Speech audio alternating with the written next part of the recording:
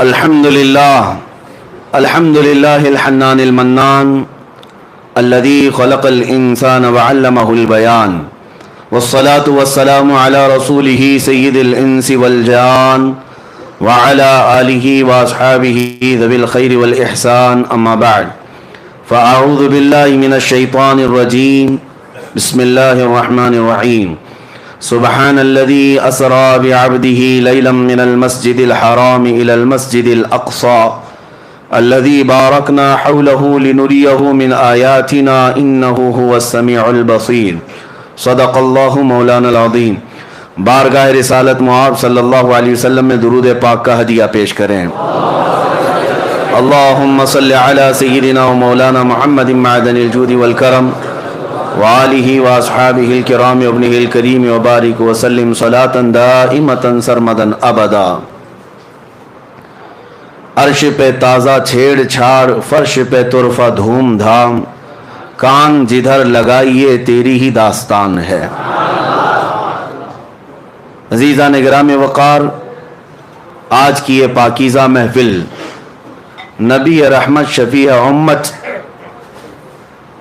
آقا نامدار مدینے کے تاجدار روحی فدا محمد الرسول اللہ صلی اللہ تعالی علیہ وسلم کے سفر معراج کی یاد کا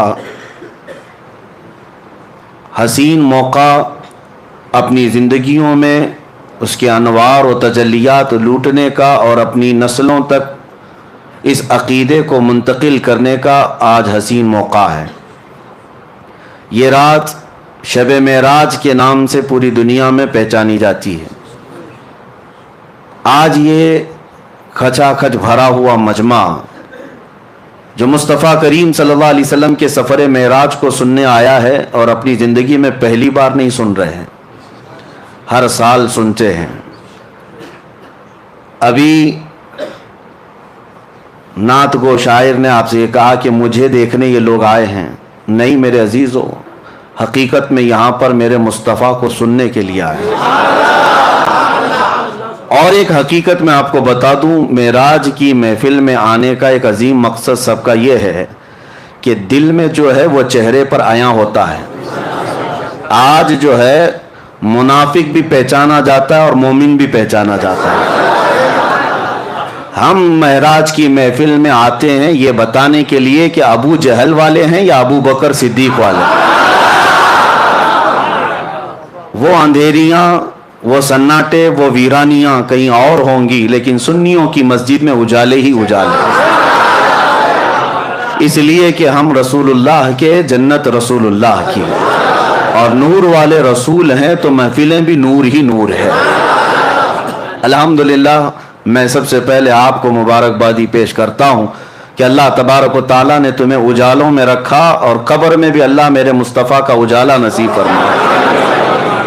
جن راتوں کو تم نے اجالا کیا ہے یہ میرے مصطفیٰ کی یاد میں اجالا کیا ہے.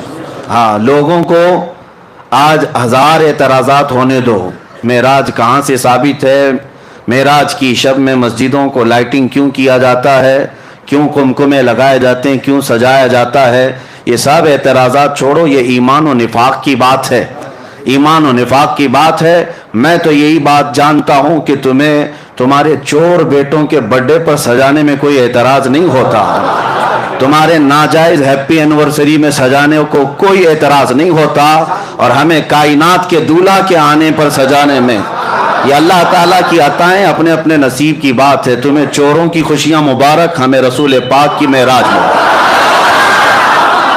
ہم نبی پاک صلی اللہ تعالیٰ علیہ وسلم سے ریلیٹڈ ہر چیز کی خوشی دھوم دھام سے مناتے ہیں، اور اللہ نے سنیوں کو ہی یہ حصہ عطا کیا ہے، میلاد بھی تم ہی مناؤ، معراج بھی تم ہی مناؤ.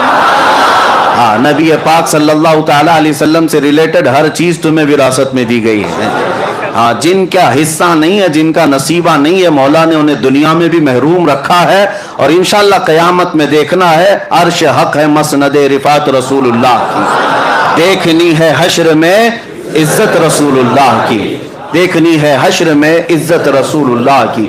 حقیقت میں آپ کو بتاؤں، معراج کا واقعہ سنتے آتے ہیں ہم بچپن سے، اور پھر ہم اس کو دہراتے بھی ہیں، اس لیے کہ بچے جوان ہو رہے ہیں، جوان بوڑھے ہوتے جا رہے ہیں، اور حالات ایسے کہ روز روز नई तहकीकात और नई नई अफवाहें, किसी की तरफ से एतराज़, किसी की तरफ से शक डालना, लेकिन ये महफिलें हर साल आती हैं और हमारे जहनों से शक के गुबार को दूर करके यकीन पैदा करती हैं, और हम अपने बच्चों में ये अकीदा ट्रांसफ़र करते जाएंगे और यही बात बताते जाएंगे अपने बच्चों को कि नबी पाक सल्लल्लाहु तआला अलैहि वसल्लम की मेराज ये सिर्फ और सिर्फ एक वाक़या नहीं है, एक कसौटी है पहचानने की, एक कसौटी है पहचानने की। मानते हो कि नहीं मानते हो, ये देखा जाएगा, क्योंकि मेरे आका सल्लल्लाहु तआला अलैहि वसल्लम को अल्लाह ने बहुत सारी खुसूसियात अता की, सब हुजूर ने कौम में नहीं बताई।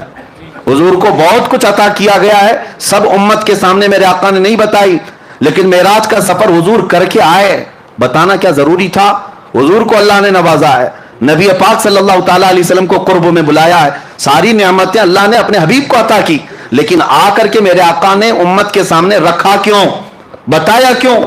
इसीलिए कि अब देखा जाएगा मोमिन कौन है, मुनाफिक कौन है, ये बताना हुजूर पाक सल्लल्लाहु तआला अलैहि वसल्लम की सुन्नत है। और जो आज भोंकते हैं उन मौलवियों को मैं कहता हूं, हुजूर ने मेराज का वाकया खुद बयान किया, आज तक सुन्नियों की मजलिस से जो जो आलिम बयान करता है वो मेरे मुस्तफ़ा की सुन्नत पर अमल करता है। मेराज का वाकया बयान करना खुद मेरे आका सल्लल्लाहु अलैहि वसल्लम की सुन्नत मुबारका है, हम उस अजीम सुन्नत को जिंदा करने आए हैं। मेरे अजीजों, मेराज का सफर जो है वह हकीकत में एक मौजज़ा है, वो एक मौजज़ा है। मौजज़ा किसे कहते हैं, यहाँ पर बहुत सारी मुझे आज बहस करनी है इल्मी एतबार से, दलाइल की रोशनी में, लेकिन उससे पहले मुख्तसर अंदाज में मैं वाक़या मेराज को अर्ज किए देता हूँ।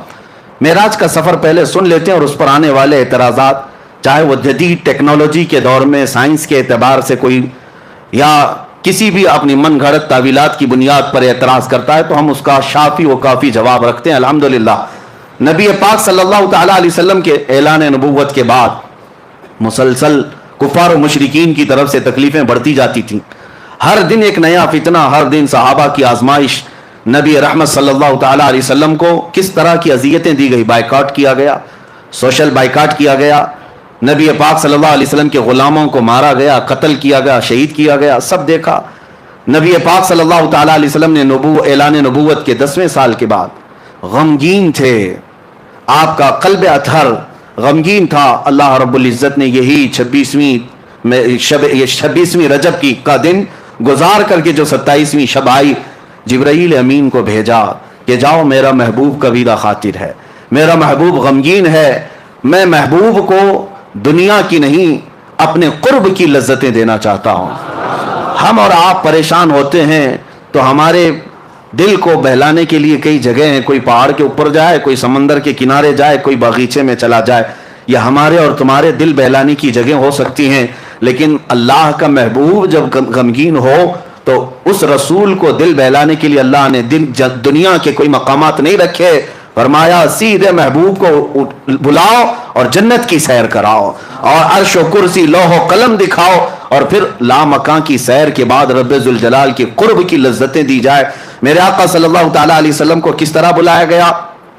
हम और आप अगर दोस्त हैं, बुलाने के कई तरीके हैं। मैं खत भेज करके बुला सकता हूँ आपको, टेलीफोन करके बुला सकता हूँ, मैसेज दे करके बुला सकता हूँ, ये एक बुलाने का एक तरीका ये है। या तो फिर आपको बुलाने के लिए बहुत आला मोहब्बत का तकाजा ये होता है कि आला मोहब्बत का तकाजा अपनी तरफ से किसी एक को कासिद बनाकर भेजूं, अपना मोतमद कोई हो उसे कासिद बनाकर भेजूं और कहूं कि आ जाइए आप तशरीफ लाई। ये इज्जत का आला दर्जा होता है। और उससे भी आला दर्जा ये होता है कि चल कर ना हो, मैं सवारी भी मैं ही भेजता हूं। ये मोहब्बत का आला दर्जा होता है। रब तबारक व तआला मेराज की रात जब अपने महबूब को बुलाया, वैसे तो कुरान की आयतें डायरेक्ट उतर रही थी, अल्लाह तबारक व तआला वही फरमा देता महबूब आ जाओ मेरे पास। नहीं, अजमत और मोहब्बत का तकाजा ये था, कायनात में फरिश्तों में सबसे आला जो आला में फरिश्ता है वो सैयदुल मलाइका जिब्राईल अमीन को भेजा गया। जिब्राईल अमीन को भेजा गया और साथ में बुराक सवारी को भी भेजा गया। महबूब मेरा जिब्राईल के उठाने के बाद बुराक पर सवारी करते हुए आए, वरना मेरे आका सल्लल्लाहु अलैहि वसल्लम को बुराक की भी जरूरत नहीं थी, बुराक सवारी की भी जरूरत नहीं थी, क्योंकि बुराक एक सवारी है। आखिर में आप मेराज के वाक़े में सुनेंगे, बुराक सवारी भी एक जगह जाकर के रुक गई, उसकी लिमिट खत्म हो गई। उसके बाद कौन चला, सिदरा से भी आगे कौन गया, जिब्राईल अमीन से पूछो, वहां से भी आगे कौन गया। जरूरत नहीं थी, लेकिन ये अजमत है, ये इज्जत है। हुजूर पाक सल्लल्लाहु तआला अलैहि वसल्लम से اللہ تبارک و تعالیٰ جو محبت فرماتا ہے اس محبت کا تقاضا ہے۔ اب نبی پاک صلی اللہ علیہ وسلم کی حدیث سنتے ہیں۔ حضور نے خود فرمایا، میں حتیم حرم میں یا حرم کا جو حصہ ہے مطاف، وہاں پر حضور صلی اللہ تعالیٰ علیہ وسلم آرام فرما رہے تھے۔ جبرائیل امین رات کے وقت آئے، 3 مرتبہ حضور پاک صلی اللہ علیہ وسلم کے پاس وہ آئے، اور تیسری مرتبہ حضور صلی اللہ تعالیٰ علیہ وسلم جب بیدار ہوئے تو عرض کیا کہ آقا رب ذوالجلال آپ کو اپنے جلوہ خاص میں دعوت دے رہا ہے، آپ چلیں سفر پر۔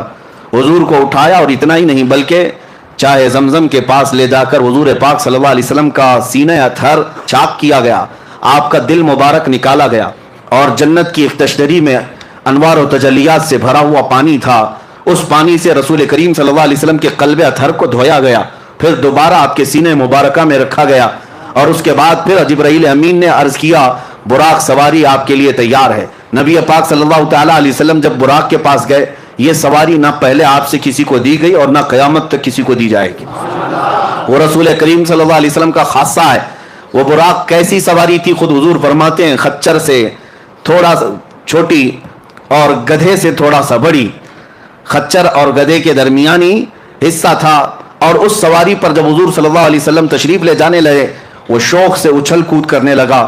جبرائیل امین علیہ الصلوۃ والتسلیم نے ارشاد فرمایا براق تجھے معلوم نہیں سید الانبیاء تجھ پر سواری کر رہے ہیں۔ براق نے یہی کہا کہ اسی شوق میں اور اسی مست و شادمانی میں میں رقص کنا ہوں، اور نبی پاک صلی اللہ علیہ وسلم اس پر جب سوار ہوئے تو اس براق کی تیز رفتاری کا عالم یہ تھا جہاں تک نظر پڑتی ہے اس کا پہلا قدم ہوا کرتا۔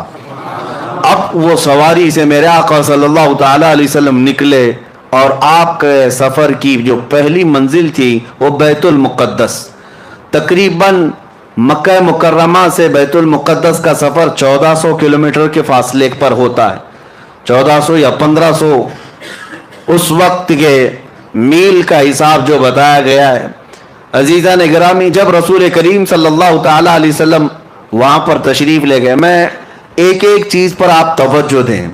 جبرائیل امین دروازے کے باہر کھڑے ہو گئے اور حضور صلی اللہ علیہ وسلم اپنی سواری سے اترے۔ حضور فرماتے ہیں بیت المقدس کا دروازہ کھلا ہوا تھا، باب محمد اس کو کہا گیا، باب محمد کھلا ہوا تھا۔ رات کے وقت، کتنی رات گزری یہ پتہ نہیں، لیکن رات کے وقت مسجد کا دروازہ کھلا ہوا تھا، باہر پتھر لگے ہوئے تھے۔ جبرائیل امین نے ایک پتھر میں اپنی انگلی سے سوراخ کیا اور براق سواری کے رسی کو وہاں پر باندھ دیا، جیسے گھوڑے کو باندھا جاتا ہے وہاں آپ نے ایک سوراخ کیا، اور اس سوراخ میں براق کے گلے سے جو رسی تھی اس رسی کو لگا دیا۔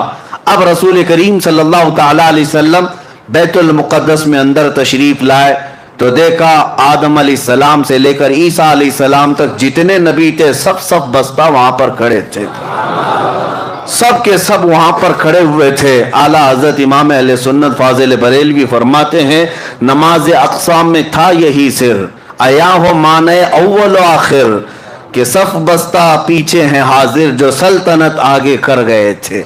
سارے بادشاہ اپنے زمانے کے وہ انبیاء کرام علیہ السلام تھے، لیکن آج وہ مقتدی بن کر کھڑے ہوئے تھے۔ سب سے آگے میرے آقا صلی اللہ تعالیٰ علیہ وسلم مصلی امامت پر گئے، اور ان تمام نبیوں کی میرے آقا نے امامت فرمائی۔ وہ کون سی نماز تھی؟ معراج کی شب حضور صلی اللہ علیہ وسلم نے جو انبیاء کو پڑھائی، یہ نماز امتیوں کی نمازوں کی طرح نہیں ہے، وہ نبیوں کے لیے خاص نماز تھی۔ اس جماعت کا امام بھی خاص تھا اور مقتدی بھی خاص تھے۔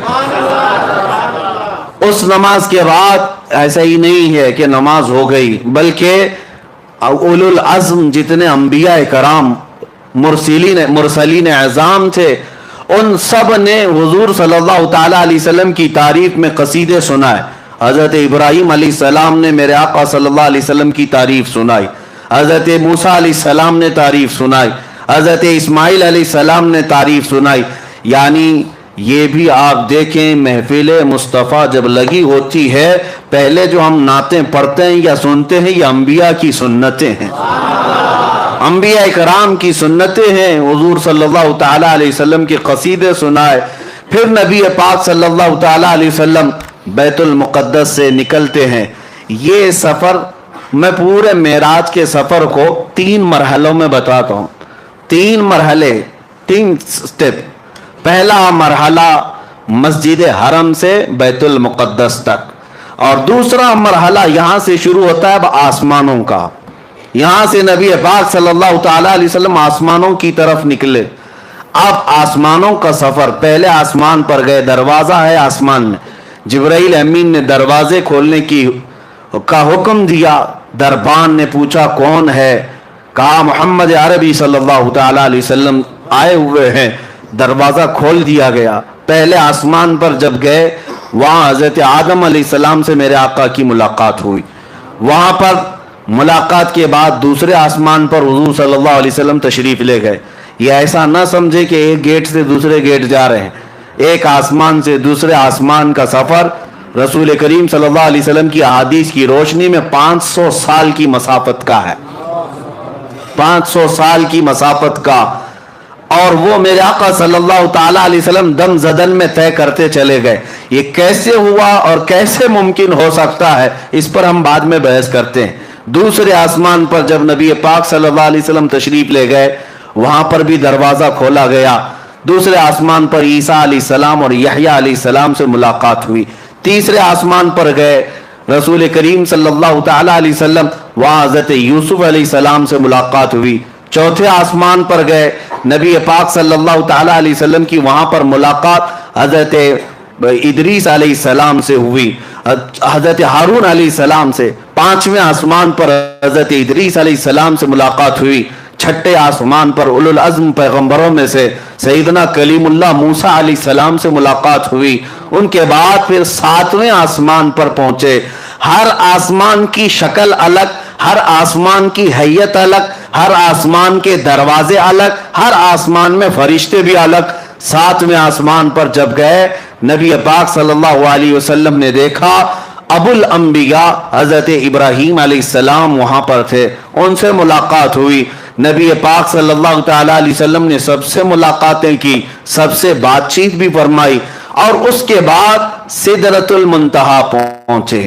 سدرۃ المنتہا کیا ہے؟ ایک بیری کا درخت، ایک ایسا درخت جس کی لمبائی چوڑائی کو تم تصور میں بھی نہیں لا سکتے، تصور میں بھی نہیں لا سکتے.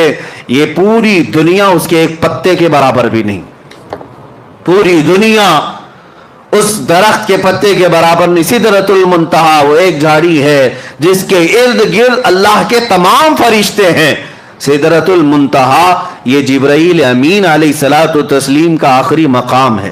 وہاں پہنچنے کے بعد اب جتنے فرشتے اللہ تعالیٰ کے ہیں سب ہجوم در ہجوم آنے لگے. اور یہ حدیث پاک میں ہے سارے فرشتے آ کر اللہ رب العزت کی بارگاہ میں عرض کرنے لگے اے مولا آج تیرا محبوب تیرے قرب کے اور تیرے وصال کی لذتیں پانے کے لیے سفر معراج پر آیا ہے. اس سے بہتر موقع ہمیں نہیں ملے گا. ایک بار تیرے حبیب کے دیدار کا موقع عطا کیا جائے. اللہ رب العزت کی طرف سے ملائے اعلیٰ تمام فرشتوں کو اجازت دی گئی. حضور صلی اللہ تعالی علیہ وسلم ارشاد فرماتے ہیں میں سدرۃ المنتہا کے پاس تھا، فرشتے ہجوم در ہجوم آتے اور زیارت کرتے، درود پڑھتے اور نکلتے چلے جاتے. وہ کیسا سما تھا، وہ کیسا نور کا وہ ماحول تھا کہ اس لمحے یہ کتنے لمحے گزرا، کتنا زمانہ گزرا، ہم میں سے کوئی ادراک نہیں کر سکتا، تصور نہیں کر سکتا. سدرۃ المنتہا کے سفر کے بعد یہ دوسرا مرحلہ ختم ہوا. یہ سیکنڈ سٹیپ، 3 سٹیپ میں بتا رہا ہوں. تیسرا مرحلہ سدرۃ المنتہا کے بعد براق کو بھی چھوڑ دیا گیا. جبرائیل امین بھی وہاں رک گئے اور حضور صلی اللہ علیہ وسلم نے ان سے کہا کہ چلو جبرائیل آگے. تو جبرائیل کہنے لگے لو دنوت انملتن، اگر میں ایک رائی کے دانے کے برابر بھی آگے بڑھ جاؤں تو اللہ کی تجلی سے میرے پر جل جائیں گے. اس سے زیادہ کی لمٹ نہیں ہے، اس سے آگے نہیں جا سکتا. آپ تشریف لے جائیں، آپ کا رب آپ کا حامی و ناصر ہے. نبی پاک صلی اللہ علیہ وسلم اس کے آگے کا جو سفر فرماتے ہیں. پھر بھی ابھی ایک سواری لائی گئی جس کو رفرف کہا گیا. رفرف یہ براق سے بھی کئی ہزار درجے تیز رفتار. बुराक से कई हजार दर्जे तेज रफ्तार। उसमें जब नबी पाक सल्लल्लाहु ताला अलैहि वसल्लम सवार हुए तो जहां तक जिब्राइल की नजरें जाती थी वहां तक रफ गया। फिर हुजूर सल्लल्लाहु ताला अलैहि वसल्लम को रफ से भी उतरने का हुक्म हुआ। रफ से जब आप सल्लल्लाहु अलैहि वसल्लम उतर आए तो उस सवारी को भी छोड़ दिया गया। अब हुक्म हुआ कि अब महबूब अकेले जाएं, इससे आगे अब किसी का सफर नहीं है, अब आप अकेले जाएं। अब जिस जगह मेरे आका सल्लल्लाहु अलैहि वसल्लम गए उसको कहते हैं ला मकान। उसको क्या कहते हैं? ला मकान। ला मकान का मतलब होता है मकान है ही नहीं, जगह है ही नहीं। क्या बोलोगे उसको? उसका नाम क्या है? उसका नाम क्या? अच्छा, और दूसरी बात, वो कहां है, कैसा है, किधर है, ये भी नहीं पता। हम यहां हैं तो हमारे जिहतें हैं, 6 जिहत मशहूर है। जिहत किसको कहते हैं? डायरेक्शंस को। एक सामने, एक पीछे, एक दाएं, एक बाएं, एक ऊपर, एक नीचे, इसको जिहत कहते हैं। सामने होना, पीछे होना, दाएं होना, बाएं होना, ऊपर होना, नीचे होना, ये जिहत है, ये सिमत है। नबी पाक सल्लल्लाहु ताला अलैहि वसल्लम जहां तशरीफ ले गए वहां कोई जिहत ही नहीं, कोई जिहत नहीं। वहां सामने भी नहीं कह सकते, पीछे भी नहीं कह सकते, दाएं भी नहीं, बाएं भी नहीं, ऊपर भी नहीं, नीचे भी नहीं। ये सिर्फ मकान में होता है, ला मकान में नहीं होता। ला मकान में जिहतें नहीं होती। इसी को आला हजरत फरमाते हैं, खिरत से कह दो कि सर झुका ले। खिरत कहते हैं अकल को, अकल के घोड़े दौड़ाने वालों, खिरत से कह दो कि सर झुका ले। यहां जिहत को पड़े हैं लाले, यानी जिहत जो है सिमत, उनको खुद ही नहीं मालूम। आला हजरत फरमाते हैं यहां जिहत को पड़े हैं लाले, किसे बताएं किधर गए थे। नबी पाक सल्लल्लाहु ताला अलैहि वसल्लम किधर गए थे, कौन बताए? इधर गए थे कि उधर गए थे, उधर गए थे कि इधर गए थे। आला हजरत फरमाते हैं इधर उधर भी मकान में है, ला मकान में है ही नहीं।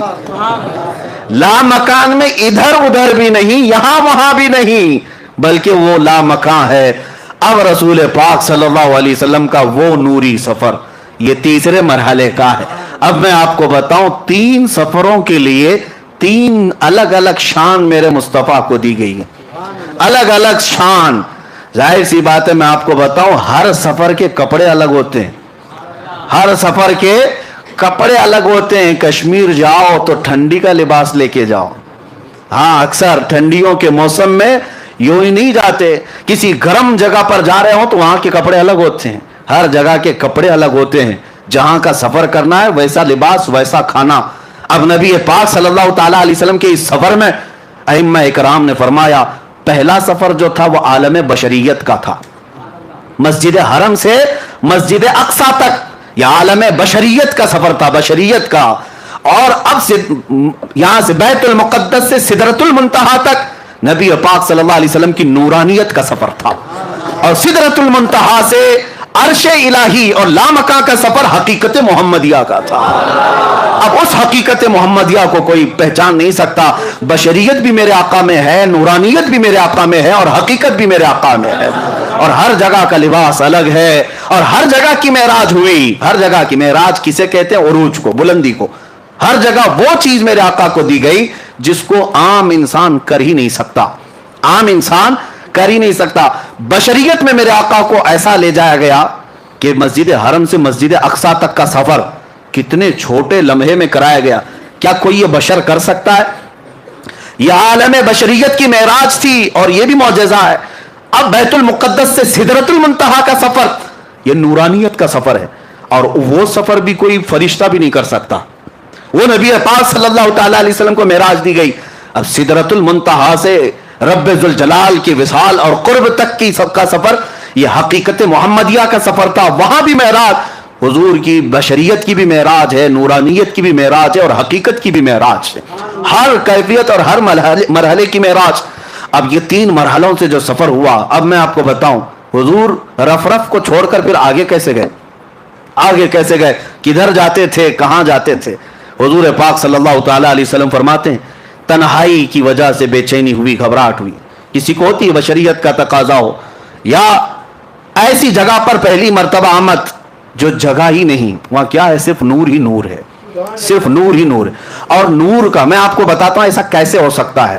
لوگ سوچتے ہیں ایسا کیسے ہو سکتا ہے کہ آپ کہہ رہے ہیں دائیں بھی نہیں بائیں بھی نہیں آگے بھی نہیں پیچھے بھی نہیں، ایسا کیسے؟ نور کا یہی خاصہ ہے، نور کا یہی خاصہ، اس کی اسپیشلٹی یہی ہے۔ میں ابھی پوچھتا ہوں مسجد میں لائٹ لگی ہوئی ہے، لائٹ تو اوپر ہے، اجالا یہاں ہے، اب مجھے بتاؤ یہ اجالا سامنے ہے کہ پیچھے ہے کہ دائیں ہے کہ بائیں؟ اجالا کدھر ہے؟ کوئی کہہ سکتا ہے؟ آپ کہیں گے نیچے بھی ہے اوپر بھی ہے دائیں بھی ہے بائیں بھی، نہیں میں کہتا ہوں ایک جگہ بتاؤ، ایک جگہ بتاؤ یہ اجالا کہاں ہے؟ تمہارے سامنے ہے کہ پیچھے ہے کہ دائیں ہے کہ بائیں ہے؟ آپ کو مجبوراً کہنا پڑے گا یہ اجالے کی کوئی سمت ہی نہیں ہوتی، یہ اجالے کی کوئی جہت ہی نہیں ہوتی، اس کا ڈائریکشن نہیں، یہ پھیلا ہوا ہے۔ نبی پاک صلی اللہ علیہ وسلم جس لامقام میں گئے تھے وہ نور علی نور ہے، وہاں کوئی سمت نہیں تھی۔ اب نبی پاک صلی اللہ تعالی علیہ وسلم جب آگے بڑھنے لگے پھر رک گئے، آگے بڑھنے لگے پھر رک گئے۔ سنو اب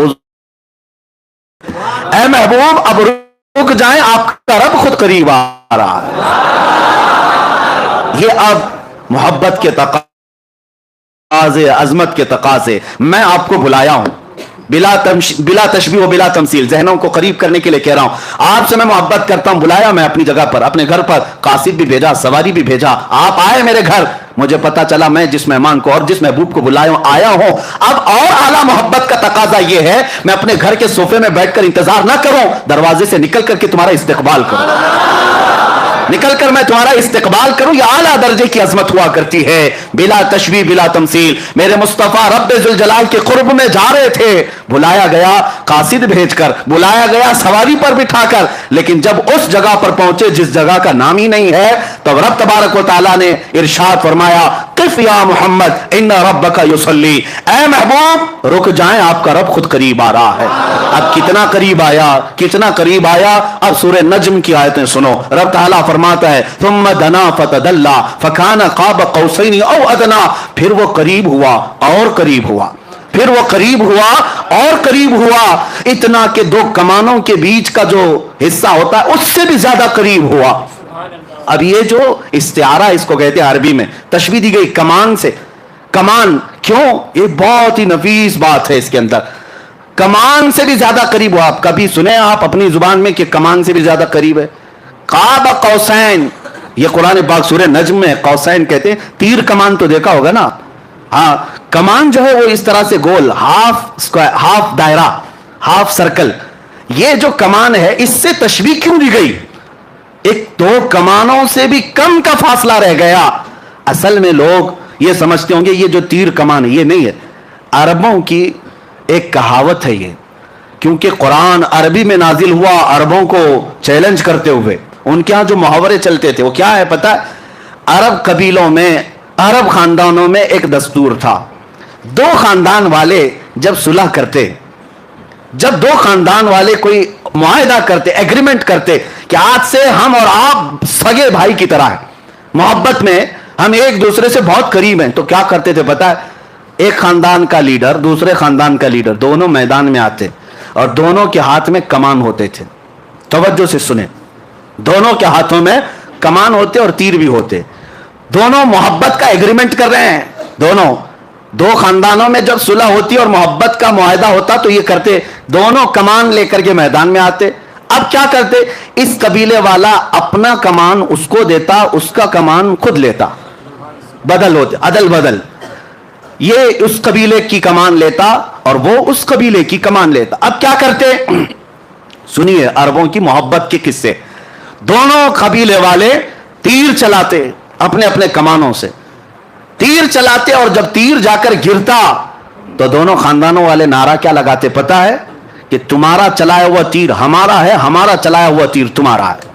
یہ محبت کے لیے یہ طریقہ ہوتا تھا، قوسین اس کو کہتے، دو کمانوں کو، کہ جب بہت زیادہ قریب ہو جائیں تو میرا تیر تم چلاؤ، تمہارا تیر میں چلاؤں، لیکن بات یہ ہوگی سب میں کہ میرا چلایا ہوا تمہارا سمجھا جائے گا، تمہارا چلایا ہوا میرا سمجھا جائے گا۔ یہ عربوں میں قریب ہونے کو مثال دی جاتی، بلا تشبیہ و بلا تمثیل۔ رب ذوالجلال نے قریب بلا کر کے یہ ارشاد فرمایا، وہ عربوں میں قوسین بدل کر کے قریب ہونے کی بات کرتے ہیں، میرا محبوب تو اس سے بھی زیادہ قریب ہوا۔ اور اسی کو اعلیٰ حضرت اپنے قصیدے میں فرماتے ہیں، میں تو مالک ہی کہوں گا کہ ہو مالک کے حبیب۔ میں تو مالک ہی کہوں گا کہ ہو مالک کے حبیب، یعنی محبوب و محب میں نہیں میرا تیرا، محبوب و محب میں نہیں میرا تیرا، جو کام خدا کا ہے وہ کام میرے رسول کا ہے۔ اور قرآن میں بھی ہے جو رسول نے فرمایا، اللہ فرماتا ہے یہ میرا کام ہے۔ تو یہ قرب کے لیے کہا گیا، اتنا قریب میرے آقا تشریف لے گئے۔ اب میں آپ کو بتاتا ہوں اس کے بعد کیا ہوا۔ اس کے بعد کیا ہوا، وہاں پر رب ذوالجلال کو محبوب رب نے، حضور پاک صلی اللہ تعالی علیہ وسلم نے اپنے ظاہری آنکھوں سے دیکھا، صرف تجلی کو نہیں پوری ذات الہی کو دیکھا۔ اب یہاں پر جو اعتراض ہے قرآن پاک میں لا تدرکہ الابصار، اس کو کوئی آنکھ دیکھ نہیں سکتی، اس کو کوئی آنکھ دیکھ نہیں سکتی۔ یہ آیت پڑھ کر کے بعض لوگ یہ کہتے ہیں یہ ہو ہی نہیں سکتا، حضور کیسے دیکھ سکتے ہیں؟ لیکن میں ان سے کہتا ہوں اس آیت میں اللہ نے یہ نہیں فرمایا کہ میں عطا کروں تو بھی نہیں دیکھ سکتا، یہ تو نہیں فرمایا۔ کوئی آنکھ نہیں دیکھ سکتی یقین ہے، لیکن وہ خود کسی کو طاقت دے دے تو ممکن ہے، ممکن ہے مولا کریم۔ اب میں آپ کو اسی بحث کی طرف لے جاؤں گا، پہلے اس معراج کے واقعے کو کمپلیٹ کرتے ہیں کیونکہ یہ ہمارا دستور ہے، پورا آپ سن لیں۔ قریب اتنا ہوئے، اب اس کے بعد کتنی دیر رہے، کیا باتیں ہوئی، یہ محبوب و محب کے راز ہیں۔ فَأَوْحَى إِلَىٰ عَبْدِهِ مَا أَوْحَى، قرآن میں یہ ہے کہ اللہ نے اپنے حبیب پر وحی کی جو وحی کی، خود رب تعالیٰ نہیں بتایا۔ قرآن میں ہر چیز بتائی گئی ہے، لیکن وہاں اپنے حبیب کو کیا باتیں کی، اللہ فرماتا ہے فَأَوْحَى إِلَىٰ عَبْدِهِ مَا أَوْحَى، اپنے بندے خاص سے جو باتیں کرنی تھی کر لیا، رب ہو گئی باتیں۔ اب اس کے بعد رسول پاک صلی اللہ علیہ وسلم ارشاد فرماتے ہیں اللہ عز و جل نے اپنے دست قدرت کو میرے سینے پر رکھا، جس کی ٹھنڈک میں نے اپنے دل میں محسوس کی، اور اس کے بعد میں نے زمین و آسمان کی ہر چھپی ہوئی چیز کو دیکھ لیا، ہر شے میرے سامنے عیاں ہو گئی۔ پھر اعلیٰ حضرت اسی کو فرماتے ہیں یا رسول اللہ، سر عرش پر ہے تیری گزر، در فرش پر ہے تیری نظر، ملکوت و ملک میں نہیں کوئی شے وہ جو تجھ پہ عیاں نہیں، اور کوئی غیب کیا تم سے نہاں ہو بھلا، جب نہ خدا ہی چھپا۔ سب سے اعلیٰ دنیا میں کوئی چیز آپ کو لگتی ہو تو آپ اپنے اپنے حساب سے عقل سے سوچتے ہوں گے آسمان سب سے بلند ہے فلاں اس سے، لیکن پوری کائنات کو بنانے والا رب العالمین ہے۔ اس رب العالمین کو جب رسول پاک نے اپنی آنکھوں سے دیکھ لیا، خدا دیکھ لیا تو پھر خدائی کیا رہ گئی، خدا کو دیکھ لیا تو پھر خدائی کوئی چیز باقی نہ رہی، سب دیکھ لیا میرے آقا صلی اللہ علیہ وسلم نے۔ اب رب العالمین کے جلوے خاص سے جب آنا تھا تب واپس ہوئے، اور کتنے سال تھے، کب آئے، یہ نوری سفر ہے، اس میں کوئی بتا نہیں سکتا۔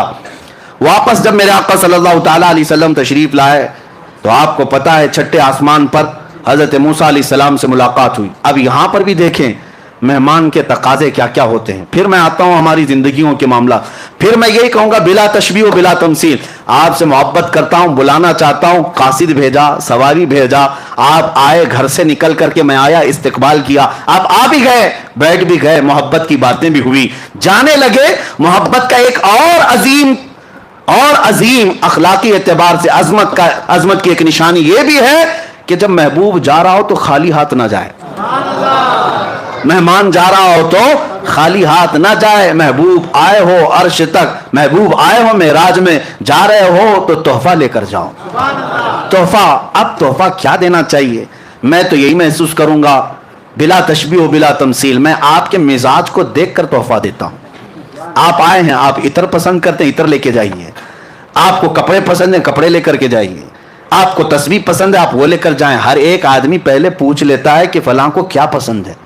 آپ اپنے گھر میں آنے کے وقت کئی لوگ پوچھتے ہیں کیا میٹھا پسند کرتے ہیں، کیا کھانا پسند کرتے ہیں، یعنی دستور زندگی کا یہ ہے آنے والے کی پسند کی جاتی ہے، اور وہی چیز کھلائی بھی جاتی، وہی چیز دی بھی جاتی۔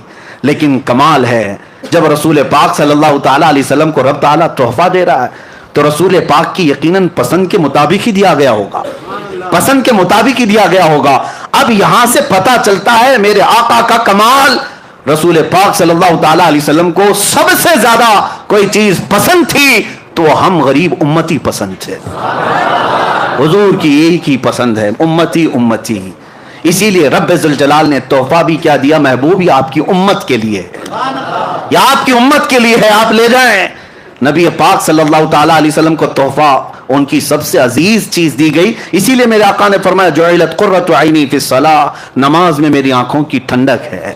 دیکھو تحفہ بھی وہی دیا گیا جو رسول کو سب سے زیادہ پسند تھا, اور لے کر کے تشریف لائے. تو ابھی جو آپ سن بھی رہے تھے اور اس سے قبل سنے بھی ہوں گے, موسیٰ علیہ السلام ملاقات کیے, 50 نمازیں تھیں.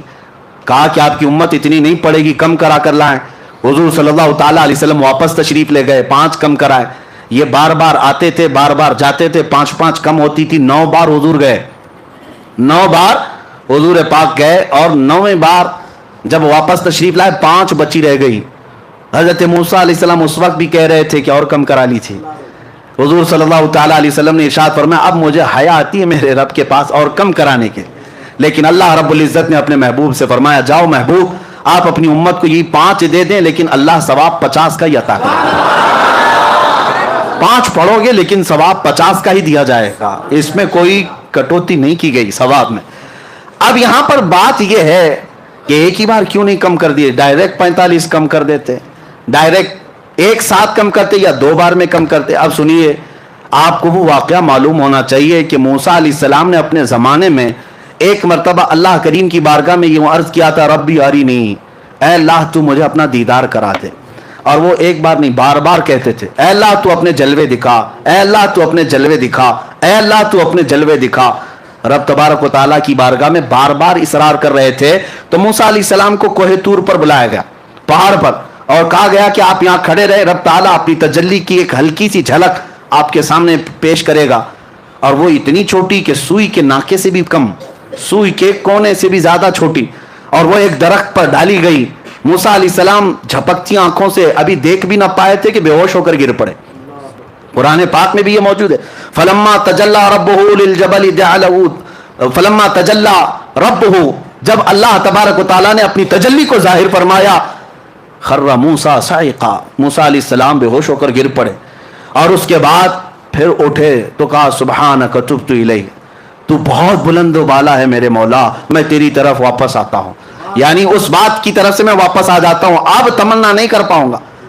اب موسیٰ علیہ السلام نے بار بار اصرار کیا تھا رب کو دیکھنے کی, لیکن نہیں دکھایا گیا. اسی کو اعلیٰ حضرت فاضل بریلوی رحمۃ اللہ تعالیٰ علیہ فرماتے ہیں کہ تبارک اللہ شان تیری تجھی کو زیبا ہے بے نیازی. یا رسول اللہ, تبارک اللہ شان تیری تجھی کو زیبا ہے بے نیازی, کہیں تو جوش لن ترانی کہیں تقاضے وصال کے تھے, وہ سرور کشور رسالت جو عرش پر جلوہ گر ہوئے تھے, نئے نرالے طرب کے سامان عرب کے مہمان کے لیے تھے. میرے آقا صلی اللہ تعالیٰ علیہ وسلم کو بلا کر دکھایا گیا. اب میں آپ کو بتاتا ہوں یہ 45 نمازیں 9 بار میں کم کیوں گئی.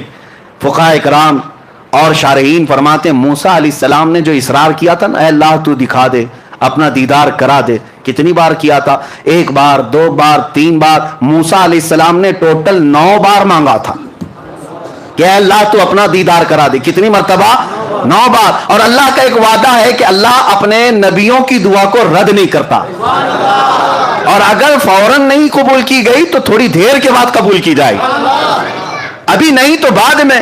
موسیٰ علیہ السلام نے 9 بار کہا تھا کہ مولا تو اپنا دیدار کرا دے, اپنا دیدار کرا دے, اپنا دیدار کرا دے. ان کی ہر دعا کو اللہ نے محفوظ کر رکھا تھا, ہر دعا کو اللہ نے محفوظ کر رکھا تھا. اے موسیٰ وہ وقت بھی آئے گا جب تجھے جلوے دکھائے جائیں گے, لیکن جب وہ وقت آیا معراج کا, اب رب تبارک و تعالیٰ اپنے حبیب کو جب بھیجا زیارت کے بعد, 6 آسمان پر موسیٰ علیہ السلام سے ملاقات ہوئی تو رب کا یہی حکم تھا, موسیٰ تم بظاہر اپنی آنکھوں سے ڈائریکٹ تو نہیں دیکھ سکتے تھے, اپنے حبیب کی آنکھوں میں اب میرے جلوے دیکھو. حبیب میری زیارت کیے آ رہا ہے, نظارے اپنی آنکھوں میں لیے آ رہا ہے. موسیٰ تم ڈائریکٹ تو نہیں دیکھ سکتے تھے, حبیب کی آنکھوں سے اپنے مولا کا دیدار کرو. ہم وسیلے والے اسی لیے ہیں میرے عزیزوں. اگر اعلیٰ حضرت کو پڑھو, کہتے ہیں بخدا خدا کا یہی ہے در, بخدا خدا کا یہی ہے در, نہیں اور کوئی مفر مقر, جو وہاں سے ہو یہی آ کے ہو, جو یہاں نہیں تو وہاں نہیں.